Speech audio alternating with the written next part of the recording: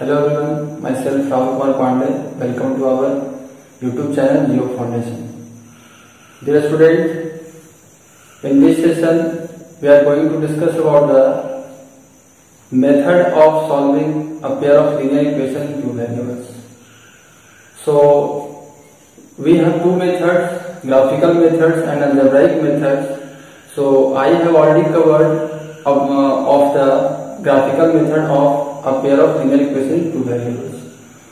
So dear student, in this session we are going to discuss about the algebraic method for solving a pair of linear equations in two variables. But before going to proceed further, we have to know about the limitation of graphical solution for solving a pair of linear equations in two variables.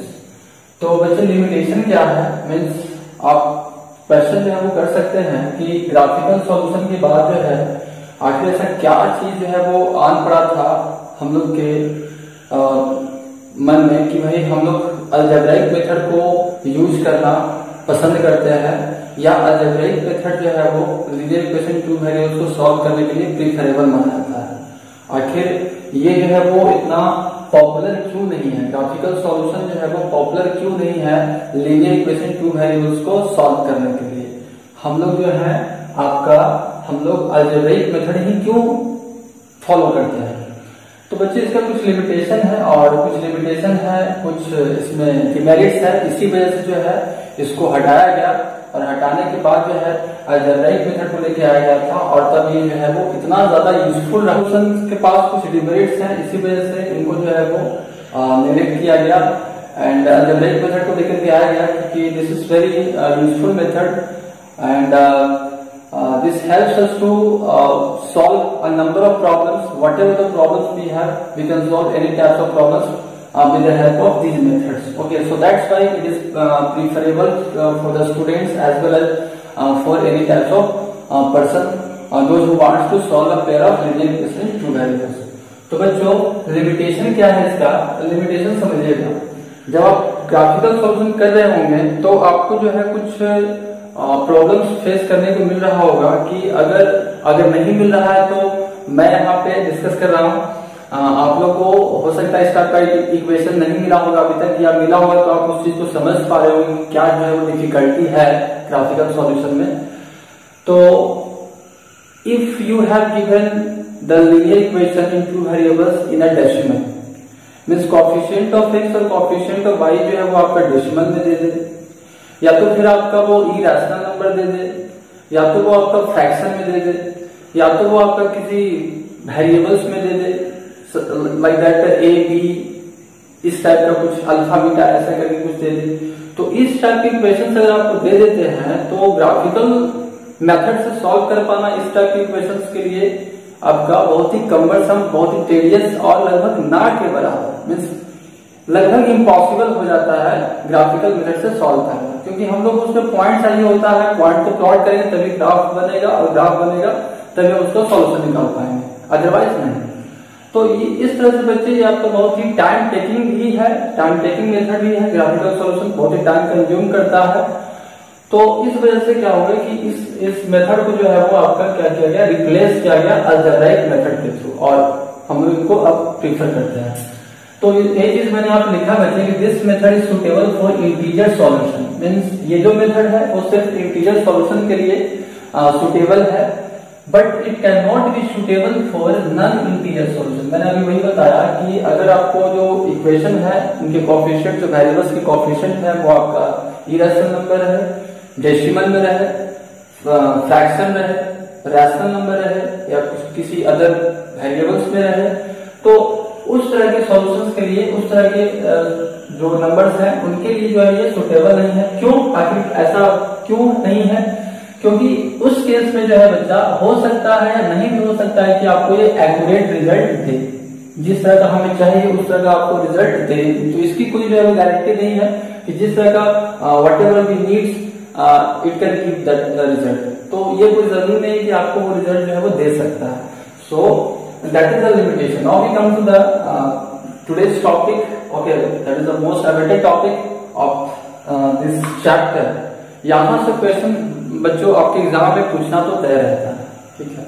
कुछ वैसे topics होते हैं बहुत ही ज्यादा जो है वो indispensable होता है, जिसको हम छोड़ के नहीं चल सकते हैं, तो उनमें से ये एक टॉपिक है।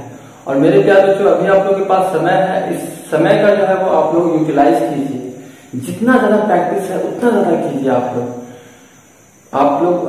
मैं हमेशा कहता हूँ कि पेन एंड पेपर लेकर के बैठिए, कुछ चीजें नोट करने लायक होते हैं वो नोट कर लीजिए, ठीक है।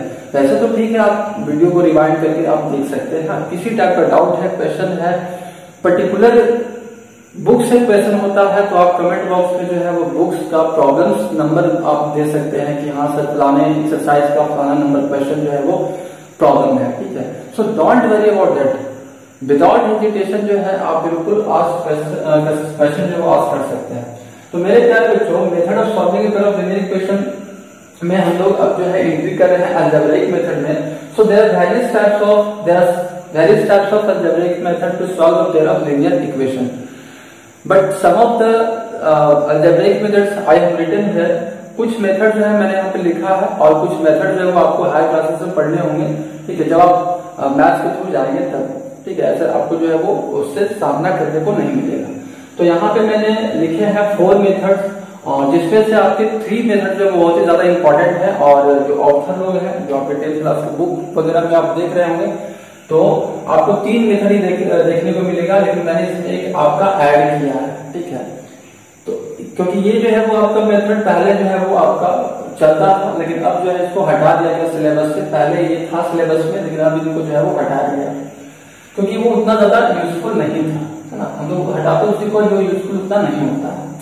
तो बच्चे, कंपैरिजन मेथड, पहला जो मेथड है आपका कंपैरिजन मेथड, सेकंड है सब्स्टिट्यूशन मेथड, थर्ड है elimination method, and fourth is the cross multiplication method. यहाँ से बहुत ही ज्यादा चांसेस होते हैं क्वेश्चन आस्क करने के, यहाँ से बहुत ज्यादा चांस रहते हैं क्वेश्चन आस्क करने के, और इन दोनों से जो है हम कहें तो लगभग 20 to 30% चांसेस रहते हैं क्वेश्चन आस्क करने के सब्स्टिट्यूशन मेथड और एलिमिनेशन मेथड से, लेकिन यहाँ से चांसेस ज्यादा होते हैं क्रॉस मल्टीप्लिकेशन मेथड से। बट बच्चों, इनको सीखने के लिए जो है हमें ऊपर के मेथड को सीखना जरूरी होगा, क्योंकि हम लोग इन सारी चीजों को जब सीख लेंगे तभी जो है यहाँ पे हम लोग जो इसके प्रोसीजर्स हैं उनको हम डील कर पाएंगे। तो ये सबसे बड़ी बात है इसको सीखने के लिए। तो बच्चों, सबसे पहले जो मेथड है वो कंपैरिजन मेथड है। कंपैरिजन मेथड को आगे क्यों सिलेबस में नहीं रखा गया, पहले रखा गया था अब इसको हटा दिया गया, आखिर वजह क्या है? कंपैरिजन में क्या होता है बच्चे कि आपको पेयर ऑफ लीनियर इक्वेशन दिए हुए हैं, मींस आपको 2 इक्वेशन दिया हुआ है। उसमें क्या करते थे हम लोग कि दोनों इक्वेशन से जो है हम लोग किसी भी एक वेरिएबल की वैल्यू निकाल लिया करते थे, किसी भी एक वेरिएबल की वैल्यू निकाल लेते थे, और उसके बाद जो क्या करते थे, कंपेयर करते थे, मींस इक्वेट करते थे। और इक्वेट करने के बाद जो है वो क्या होता था कि linear equation in one variable में चेंज हो जाता था। ध्यान से सुनिएगा, हमारे पास pair of linear equation 2 variables है, दोनों वेरिएबल्स वाले जो इक्वेशंस रहते थे हम उनको एक ही वेरिएबल में, मींस एक वेरिएबल में उनको हम चेंज कर दिया करते थे। मींस हम किसी एक वेरिएबल की वैल्यू जब वो निकाल करके हम लोग उसको इक्वेट करते थे, और इक्वेट करने के बाद क्या होता था, वो सिंगल वेरिएबल में चेंज हो जाता था। और सिंगल वेरिएबल को सॉल्व करने का तरीका हम लोग ऑलरेडी सीख चुके हैं लीनियर इक्वेशन वन वेरिएबल वाले सेक्शन में। तो वहां से हम लोग इस तरह से वैल्यू निकाला करते थे। तो इसमें क्या होता था कि थोड़ा सा इसमें समय ज्यादा लगता था, और जब सब्स्टिट्यूशन मेथड आया तो सब्स्टिट्यूशन का भी मतलब वही था। सब्स्टिट्यूशन का भी मतलब वही था कि सब्स्टिट्यूट और replace one variable from the other variable. Means हम लोग जो है वो एक वेरिएबल को वन थिंग्स को दूसरे थिंग से क्या करते हैं, रिप्लेस करते हैं, सब्स्टिट्यूट करते हैं, उसकी जगह पर रख देते हैं। तो उस थिंग्स को हम कहते हैं सब्स्टिट्यूशन, उस प्रोसेस को हम कहते हैं सब्स्टिट्यूशन। तो कंपैरिजन में भी यही काम हो रहा था, सब्स्टिट्यूशन में आपका यही काम हो रहा था। तो हुआ क्या कि इसमें जो था बच्चे, देखो लगभग जो दोनों सेम ही है, लगभग दोनों सेम ही। तो इसमें क्या था कि ये जो मेथड था उसमें थोड़ा समय ज्यादा लगता था, लेकिन इसमें थोड़ा जो समय है वो कम लगता था। तो इसी वजह से क्या हुआ कि इनको जो है सिलेबस से बाहर किया गया, और फिर जो है वो हम लोग इनको प्रीफर करते हैं। चलिए मैं आपको एक एग्जांपल से बताऊंगा कि हम लोग कंपैरिजन मेथड को किस तरह से करते थे और सब्स्टिट्यूशन मेथड में क्या है। तो आज के सेशन में हम लोग सिर्फ देखेंगे सब्स्टिट्यूशन मेथड के बारे में, और बाकी नेक्स्ट सेशन में हम देखेंगे एलिमिनेशन मेथड और क्रॉस मल्टीप्लिकेशन मेथड। लेकिन बच्चों मैं आपको बता दूं, ये सिलेबस में तो है नहीं, मैं फिर भी आपको बता देता हूँ। हो सकता है कुछ बच्चों को एक्साइटेशन हो जानने का कि हाँ सर आखिर ये किस टाइप से हम लोग इसको डील करते थे। तो चलिए मैं इसको बता देता हूँ, ठीक है। तो मैं एक इक्वेशन ले रहा हूँ, मैं दो इक्वेशन ले रहा हूँ और जिसके थ्रू मैं यहाँ पे बताऊंगा। तो ये देखिए x plus y equals to यहाँ पे 2 है। मैं सिंपल सा इक्वेशन दे रहा हूँ एग्जाम्पल के लिए, okay. So and x plus y equals to क्या है 3 है, okay. So we have a pair of linear equation two variable or system of linear equation two variables and we have to solve with the help of algebraic method। और अगर आपसे जो है बोल दिया बच्चे की कंपैरिजन मेथड से सॉल्व करने के लिए, वैसे अब बोलेगा नहीं क्योंकि ये सिलेबस में है। और एक चीज, हाँ एक चीज और कि अगर एग्जाम में जो है मेथड मेंशन किए हुए है तो आपको उसी मेथड से बनाना है। कुछ बच्चों का क्वेश्चन हमेशा रहता है कि हम किस मेथड से बनाएंगे, अगर 3 मेथड है तो हमारे पास क्वेश्चन आएगा तो हम किस मेथड से बनाएंगे।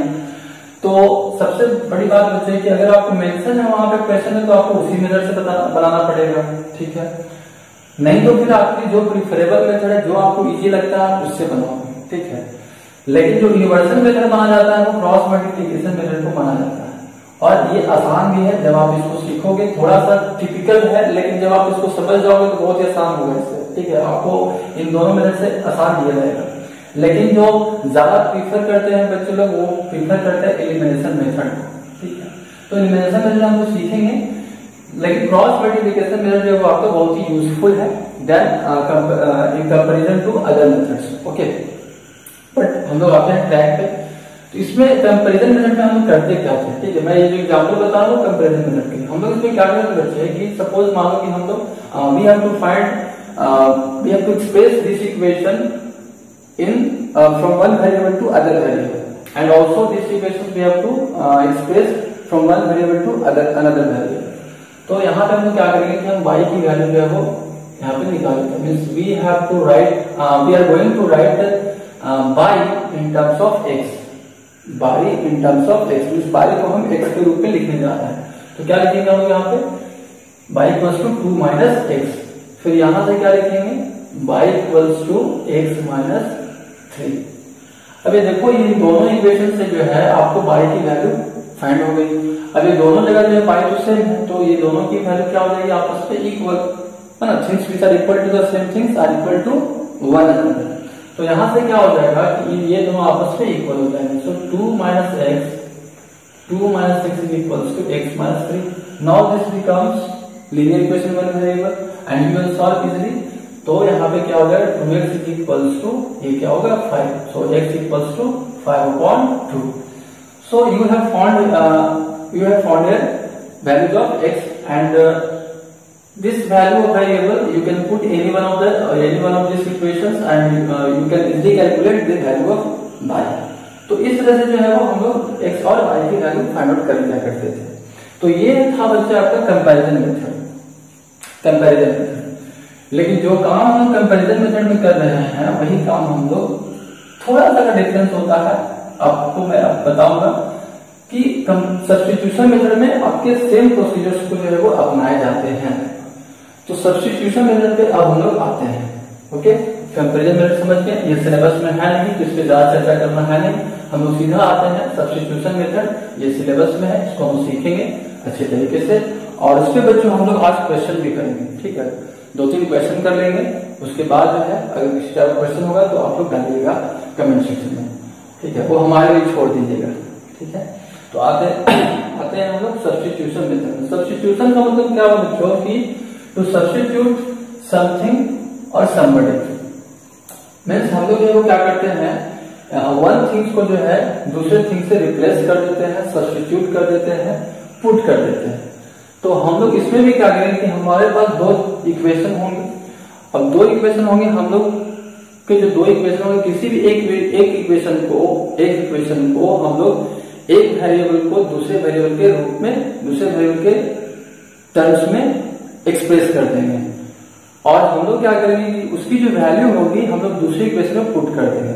Means we have to express, first of all we have to express the first equation of one variable in terms of other variables, and then we have to put the value of that variable in the other equation, and now this becomes linear equation in one variable, and by solving the linear equation in one variable you can calculate the value of that variable, and by putting the value of that variable in the other equation you can find the other variable.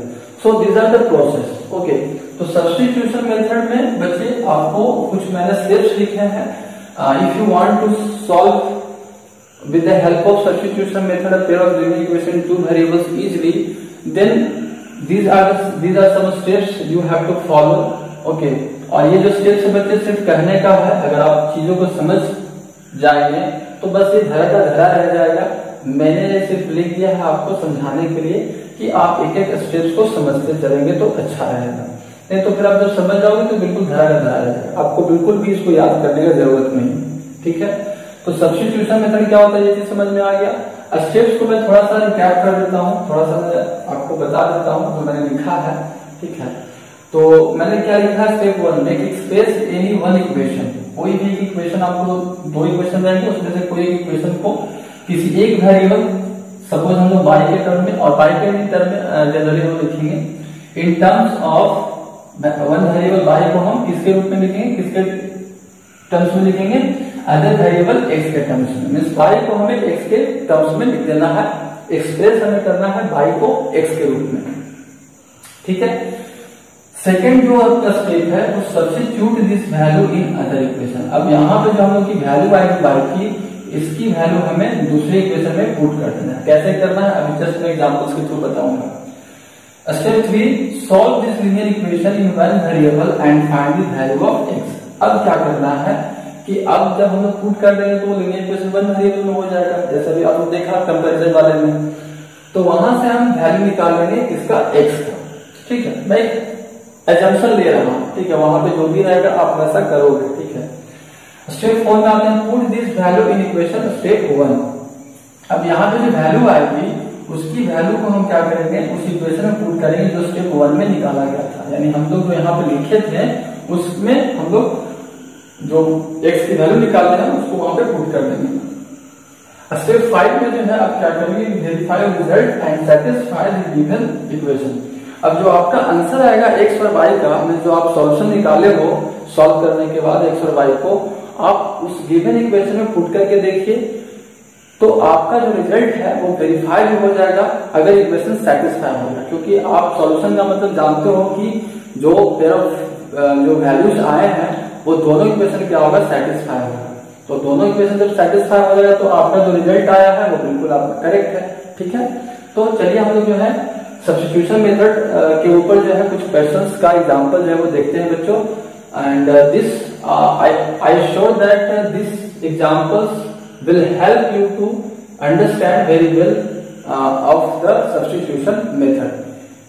Still you have any doubt, you can ask questions in the comment section. Okay, so let's start. After solving this equation, we have got here x equals to 25. Okay, so now see dear student, y की value मैंने यहाँ पे put की. Put करने के बाद जो इसको सिंप्लीफाई किए हैं. सिंप्लीफाई करने के बाद जो है ये देखिए ये 2x है और यहाँ पे डिवाइड बाई 8 आया था. देखो यहाँ पे 8 है तो मैंने यहाँ पे एलसीएम लिया, तो 1 और 8 का एलसीएम कितना हो जाएगा 8.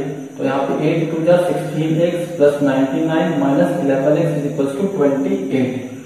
अब इस 8 को मैं उधर लेके चला गया, दैट मीन्स इक्वल टू के राइट साइड लेके चला गया, तो ये आपका डिवीजन से मल्टीप्लीकेशन में हो जाएगा. ठीक है, देखो मैं बिल्कुल जीरो लेवल से जा रहा हूँ, आप समझ पाओगे. तो 5x अब 16x में से 11x चला गया. लाइक टर्म जो क्या होगा, subtract. Like terms can be added और सब्ट्रैक्टेड. तो यहाँ पे क्या हो जाएगा, 5x हो जाएंगे plus 99 equals to 28, that means 28 into 8. अब 28 इंटू 8 करने के बाद 224 आ जाएगा और ये जो प्लस वाला 99 है हम लोग इक्वल्स टू के उस साइड लेके जाएंगे तो माइनस में चेंज हो जाएगा. तो 5x इज इक्वल्स टू जब आप सब्ट्रैक्ट करो तो 125 आ जाएगा. And now you have got 25 after dividing 125 by 5. So here we have got x values of x. Now we have to put the value of x in this equation, step 1 equation. देखो यहाँ पर लिखा होता है put this value in equation step 1. तो step 1 में मेरा ये था काम. तो यहाँ पे जब मैंने पुट किया तो 9 माइनस 25/8, एक्स की वैल्यू 25 आई थी, मैंने यहाँ पे रिप्लेस कर दिया उसको, तो 9 माइनस 25, तो we have got minus 16/8 and after cancelling this values we have got y equals to -2. So this is the answer of this question. तो इस क्वेश्चन का जो आंसर है, इस क्वेश्चन का जो सॉल्यूशन है बच्चे, वो ये आ जाएगा x equals to 25, y equals to -2। Step 5 जो है, आप क्या करोगे कि इसकी जो वैल्यू है, यहाँ पे जो वैल्यू आएगा आप इस इक्वेशन में या इस इक्वेशन में पुट करके रखो, पुट करके देखो ये इक्वेशन जो है सेटिस्फाई होगा। जैसे देखो यहाँ पे x की वैल्यू 25 है, तो पुट कर दो, और y की वैल्यू -2 है, तो 25 में 16 करेंगे तो 9 आ गया, तो LHS इक्वल्स टू क्या हो गया, RHS हो गया, तो इसके लिए सेटिस्फाई हो गया। Now moving on to the next question. अब जो है बच्चों हम लोग एक और क्वेश्चन सॉल्व करते हैं, ताकि आप लोग को क्लैरिफाई हो कि और हम लोग किस टाइप से solution of the question number 3। Dear student, मैंने आपका क्या किया, फर्स्ट इक्वेशन को सबसे पहले मैंने y की जो वैल्यू है उसको x के टर्म में रिप्लेस कर दिया। मीन्स ये वाले टर्म को सबसे पहले मैंने 0 को उस साइड लेके गया, ठीक है, इन तीनों टर्म को मैंने 0 को उस साइड लेके चला गया, उसके बाद फिर ये वाला टर्म आ गया। ओके, फिर हम जो सेकंड इक्वेशन से चले, तो सेकंड इक्वेशन में मैंने ये वाला जो टर्म था वो इक्वल्स टू के उस साइड लेके चला गया, तो दोनों आपका माइनस में था तो प्लस में हो जाएगा, ठीक है। उसके बाद फिर y की जगह पे we have replaced here value of variable y। okay, so now we have got after simplifying this all this calculation, so after solving this calculation you have got finally x into a square plus b square is equals to b square plus a square। so now you have got x equals to 1, ठीक है। तो ये steps जो है वो आप follow करोगे, ठीक है। यहाँ पे कुछ किए नहीं है, एलसीएम ले लिया है, ठीक है। यहाँ पे सबसे पहले इसको मैंने इससे मल्टीप्लाई कर दिया, उसको ब्रैकेट में रखा हूँ, उसके बाद ये एलसीएम लेने के बाद जो है इसका मैंने ब्रैकेट को रिमूव किया है, तो ब्रैकेट रिमूव होने के बाद क्या होगा, साइन का चेंजिंग होगा, तो plus change into minus, minus change into plus, minus change into plus. तो इस तरह से हम लोगों ने सिंप्लीफाई किया इसको। उसके बाद फिर जो है वो x की वैल्यू इसमें हम लोग पुट किए हैं, तो a minus b minus a into 1 divide by b। तो इस तरह से आपका x equals to 1, y equals to -1 आ गया। तो मेरे प्यारे बच्चों, आई होप आप लोगों को जो है वो सब्स्टिट्यूशन मेथड समझ में आ गया होगा। I have discussed 3 questions and those 3 questions are very very important questions. तो मुझे लगता है कि आप लोगों को समझ में आ गया। अगर जो है वो कैलकुलेशन में कहीं पे आपका प्रॉब्लम है तो आप फिर से जो है वो रिवाइंड करके देखोगे और चीजों को जो है वो समझने का प्रयास करोगे। मैं 2 क्वेश्चन दे रहा हूँ आप लोगों के लिए, आप जो है वो उसका आंसर कमेंट बॉक्स में डालोगे, ठीक है। तो ये फर्स्ट क्वेश्चन ये रहा आपके सामने।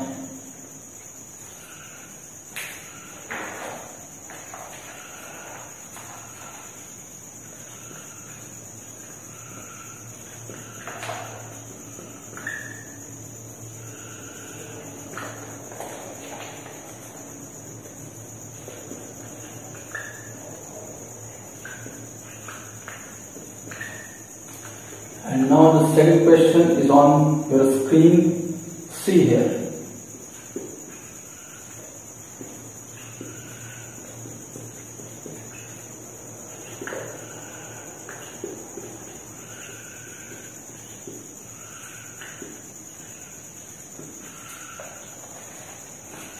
So dear students, these 2 questions I have given here। और आप लोग को लग रहा होगा कि सर आपने इस टाइप का क्वेश्चन बताया तो छोटा सा क्वेश्चन बना करके निकल गए हैं और हम लोग के लिए है वो थोड़ा टफ क्वेश्चन दे दिए। टफ क्वेश्चन नहीं बच्चा, आप जो है वो इस क्वेश्चन को सॉल्व कर पाओगे और इसको जो आपको सॉल्व करना है वो सब्स्टिट्यूशन मेथड के हेल्प से सॉल्व करना है, ठीक है। अगर आपके क्वेश्चन ये नहीं बन पाए तो आप जो है कमेंट बॉक्स में लिखना कि sir please solve this question. So I will solve this question in the next session, okay. तो मेरे प्यारे बच्चों, आज के इतना ही। That's all for today. Thanks for watching.